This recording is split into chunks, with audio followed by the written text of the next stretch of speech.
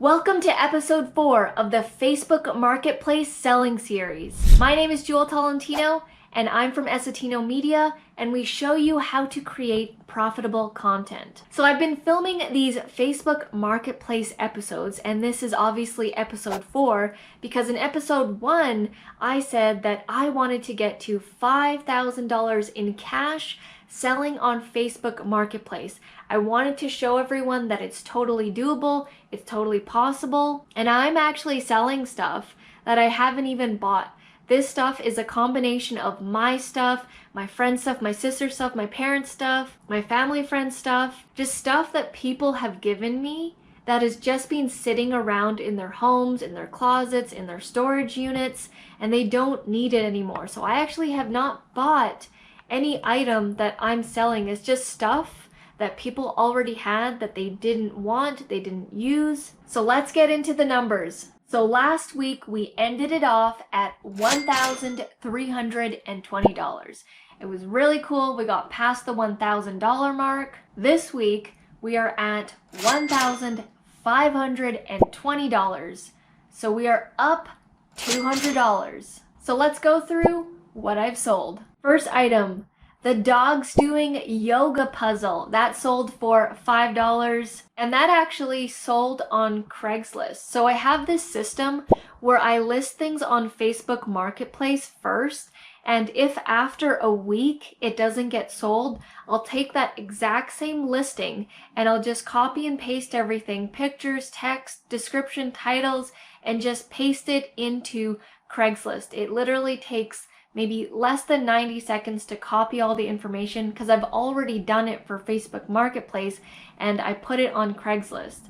And at first I thought Craigslist was completely dead because it used to be really popular back then, and I thought Facebook Marketplace took over, but it's actually still quite relevant, and I did make a couple of sales on Craigslist. Next is this MPOW headset. It was basically just a basic white headset with a microphone.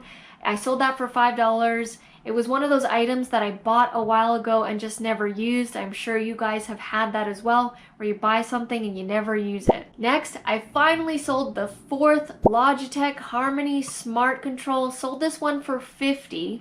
It was a little bit lower than the other ones. The other ones I have been selling for $100. This last one here, the 4th one, ended up selling for $50. I'm okay with that. Again, these items I am not emotionally attached to, so if someone wants to hand me money, come over, pick it up. I'm down with that. And here's an interesting one. I sold this Spalding Basketball for $10, and I got so many inquiries for it. I'm noticing that sports equipment and stuff, it's really popular and people really want a deal on like volleyballs and basketballs and stuff, especially for some reason here in Vancouver. Maybe it's because it's just hitting summertime, but I saw on Amazon that basketballs were starting around the $30 range, and people were messaging me saying that they didn't want to purchase like a brand new one. And like I said, I got like 10 plus people messaging me really wanting this used old basketball. Next here, I sold this really old grungy looking punching bag for $20. This punching bag had been hanging in my parents' backyard deck for years. My sister one day bought it at Walmart for like $75. One day she just brought it and said, "Oh, I want to get into boxing." It was totally random, and it had been sitting there since probably 2004, 2005, and it was in really bad condition. Like it had been outside this entire time, but still managed to sell for 20 bucks, so I'm pretty happy about that. Next, I sold these Vancouver Canucks items. So these are leftover items when I used to do Amazon FBA and stuff. Sold this for $5. Next, I sold 2 HP printers for $30 and $30. So in total, it was $60. These printers typically go from $50 to $60. So to get $30 back from it was pretty awesome. This was another hot topic, hot item. I find that items that are for the general public are easier and faster to sell. You know, a lot of people want printers, but they're not willing to spend hundreds of dollars on a printer. A lot of people don't value them that high. So when I listed it for $30 with no ink, I actually got a lot of people messaging me.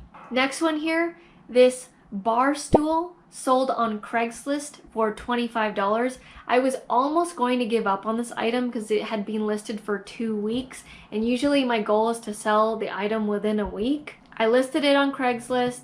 Someone actually picked it up and said that they needed it to repair their old bar stool and they just wanted the bottom base.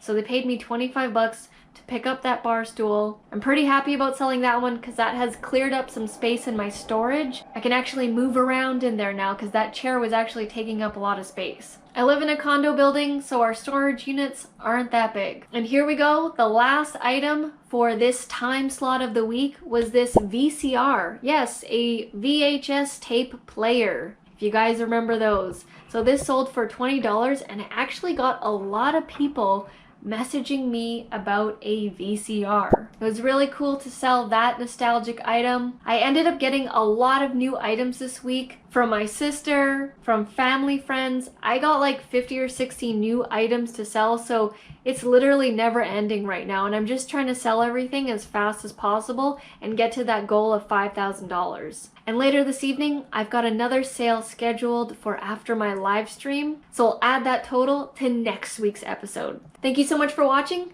and I'll see you in the next episode.